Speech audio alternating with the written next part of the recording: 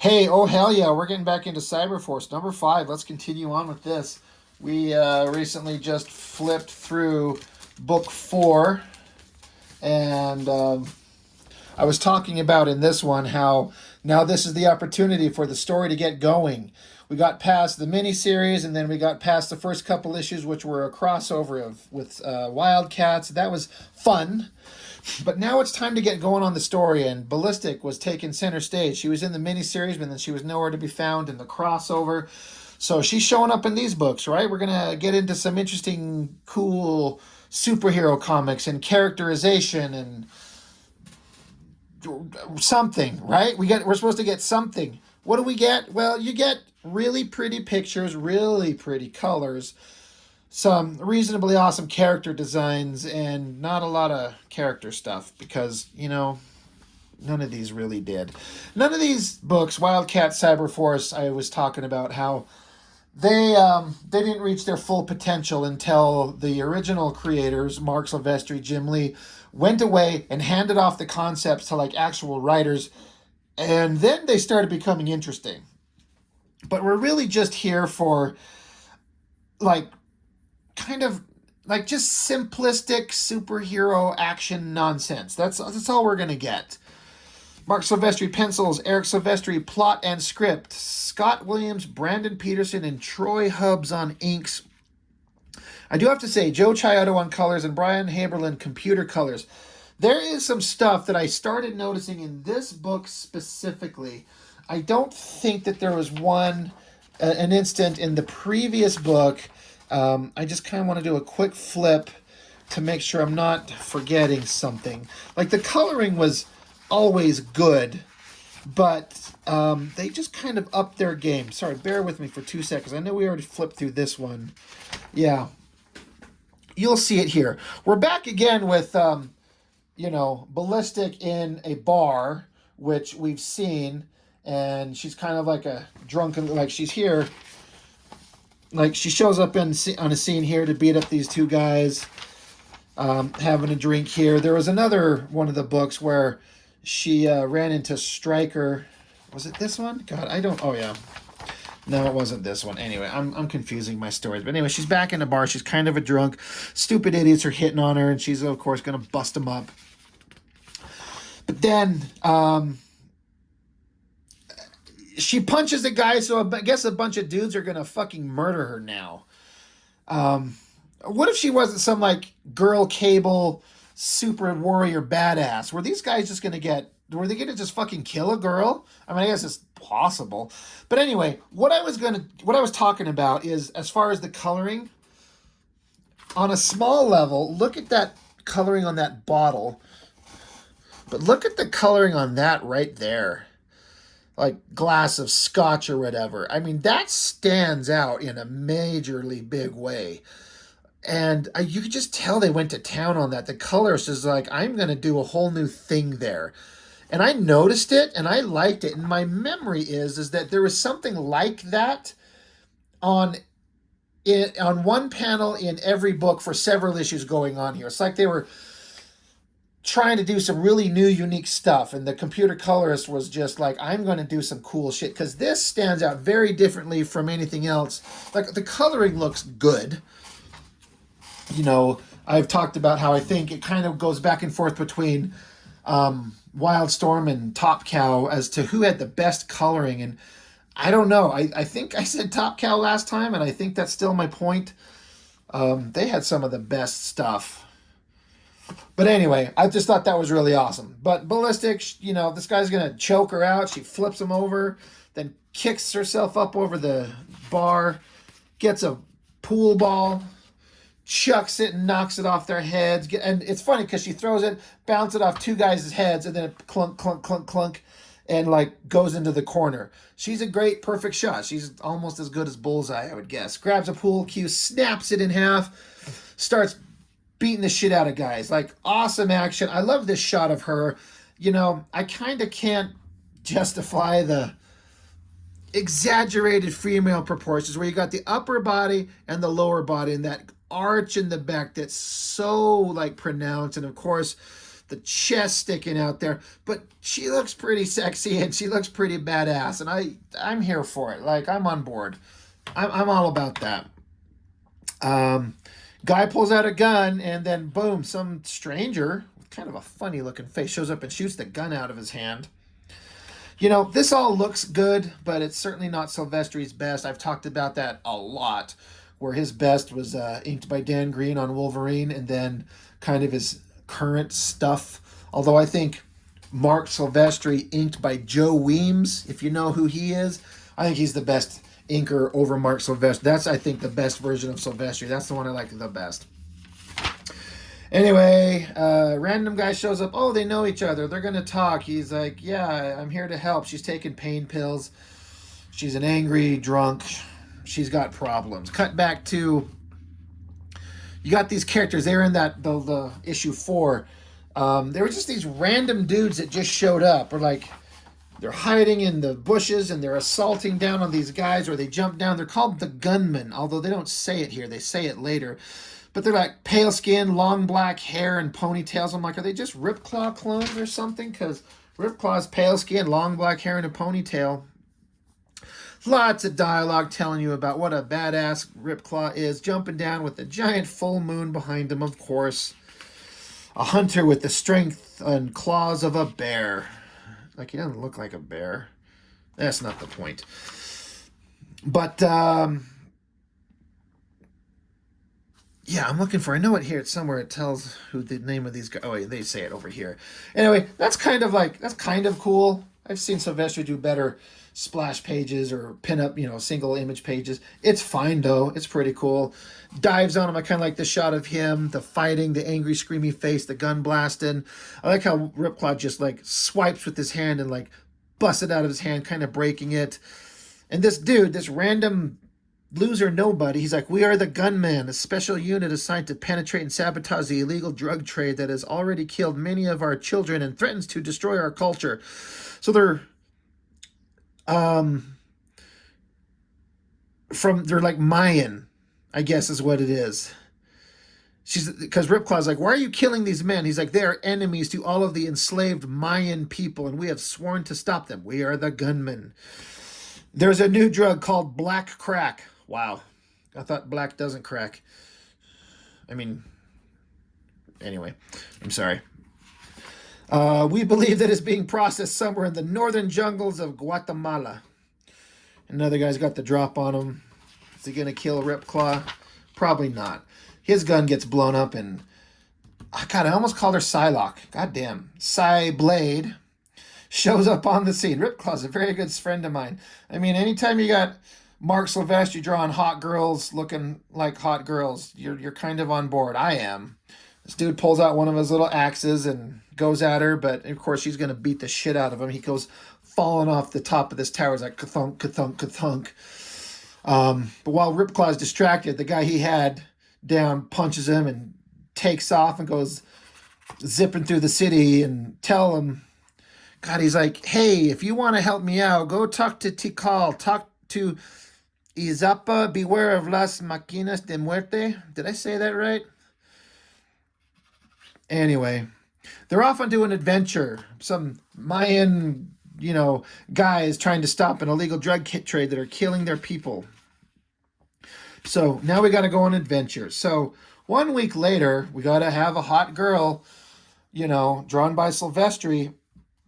Again, I always thought that this girl was supposed to be a teenager. And I mean, I struggle a little tiny bit with, she's a teenager and we're kind of looking at her in an over-sexualized manner. I don't know. She's 18. We'll just call her 18. It looks like she's about 5 foot tall and probably 98 pounds. Like, she's just this little tiny skinny thing, which would make sense if she's like a fast runner. But anyway, some big fat slob, God, he looks like me, is gonna go hit on her and grabs at her, because I guess dudes just grab chicks and try to violate. I'm like, holy shit, like, scumball guy trying to get her, scumball guys trying to hit up on Ballistic, because guys are just scumballs, I guess, except for Impact, because again, we got to have our big guys hidden in giant trench coats and like, Indiana Jones caps, because that hides the fact that he's 8 feet tall and 5 feet wide and Freaking makes Colossus from the X-Men look tiny.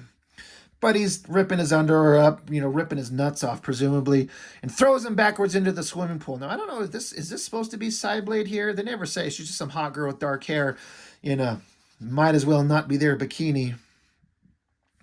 But anyway, Heatwave, the most boring, leader of the superhero team, and Timmy and Chip, I believe they are. They're out there looking. There's a boat on the distance. And, oh, yeah, no, that's not Cyblade because she's here in their little X-Men Blackbird jet flying along. I always thought this face of Cyblade looked really good. It's all about getting that subtle nose. Like, you don't draw the hard line. Oh, I mean, you absolutely can, but often you just leave that open and then just do, like, the little dark kind of shadows on one side and a little, like, nostril and side of the nose. Just a little subtle, like, few marks indicates a nose on a really attractive, Image Comics type woman's face. It looks good. I don't know how or why my comic is coming apart in the dead center, but it is. I'm sure I'm going to be broken up because all the value is just gone. It's a lot of art space used to show Stryker jumping down. It looks cool. God, I'm looking at it on my camera through the phone and seeing it on this smaller image actually looks a little more interesting than this big giant picture. I don't know why. Maybe just because it's compressed down and I can see it all easier than this giant shot. It's no big deal.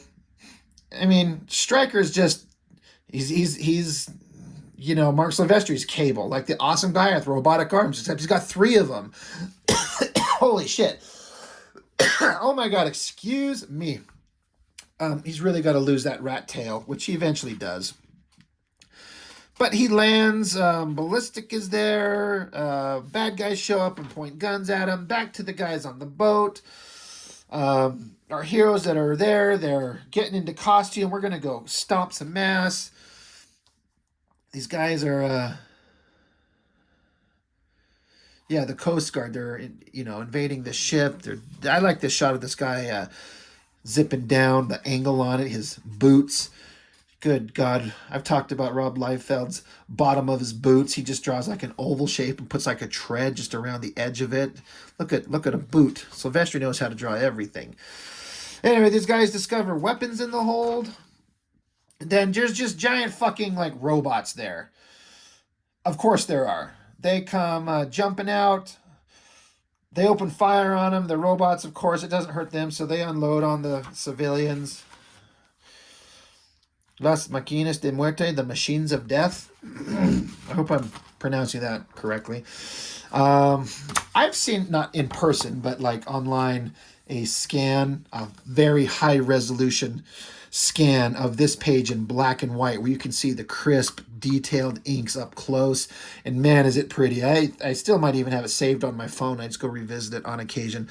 It's not the most interesting page ever, but just the artwork, the inking, like this fine line inking going on here. The coloring's great, but I think this stuff looks better in black and white sometimes. It's pretty awesome looking, even though these are like not very interesting superhero characters at all. But they start stomping through the humans. Some guy gets out like a rocket launcher. I don't know why he shoots it and it backfires on him. Flies off to the side, ruptures the hull down below, blows a explosion in the boat, and the boat's going to start sinking. I like this, actually, this shot of the boat and this explosion of water, this that kind of works. For some reason, that panel is my favorite on that whole page. I think it really works. So the boat's going to sink. Like you see, he even took and like has it tilted to the side that's listing. They're taking on water. They're going to go down. Never let go, Jack. Never let go. And then some fucking new bad guy with a pointy nose and a ridiculous little beard and technological doodads all strapped up on his face. Is he scary? The answer is no. None of these guys are scary. So Ballistic is going off, and then they grab Stryker here, and he's talking about, I've got this drug that he's been able to synthesize and combine it with cocaine and run a wonderful new drug called black crack. Very addictive, especially when taken intravenously. I know you've been tortured before, Major, but believe me, whatever you went through in the Middle East will look like a picnic by the time I'm done with you. So he gets him high. He injects him with this black crack. They should just, this would be awesome if like he had a big smile on his face. He's like, fuck yeah. Fucking, I'm gonna ride that dragon. Shit, let's go. And then the next issue is just having him like a drug-induced, like fucking war-torn hallucination of crazy colored. Like that would have been a badass issue 6, right? Just him having a hardcore acid trip and have him do all the coloring shit. Get this colorist that's doing this awesome like cup here and do like a crazy psychotic hallucination of him on crack. And then when he comes to at the end of the issue, he's just like murdered a bunch of civilians or something. I could write better CyberForce issues, right? Good God. I believe, yeah, the first Image toys are here. Mr. Silvestri, I know for a fact you will never fucking see my video, so I don't know why I'm addressing you, buddy.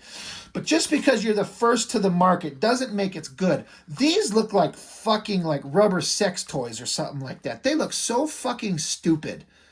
Like, you wonder why McFarlane is so successful. He would look at that and go, fuck that. Somebody would drop that in front of him and be like, we want to make a bunch of Spawn toys like that. He'd take it, fold their arms up, spit on them, and shove them up your ass and tell him to get the fuck out of his office because we're going to make some real toys. This rubber bullshit, like, they're CyberForce action figures. Like, they're not even jointed. They're just like standing there. They look rubber. I don't know. Maybe they're plastic. I don't know. Did anybody ever get these? Did these ever come out? Do you have these on your shelf? If you do, please, God, send me a picture of them. I would love to see if these ever, yeah, fully bendable, not posable, bendable, full rip in action. Like, this has got to be an embarrassment.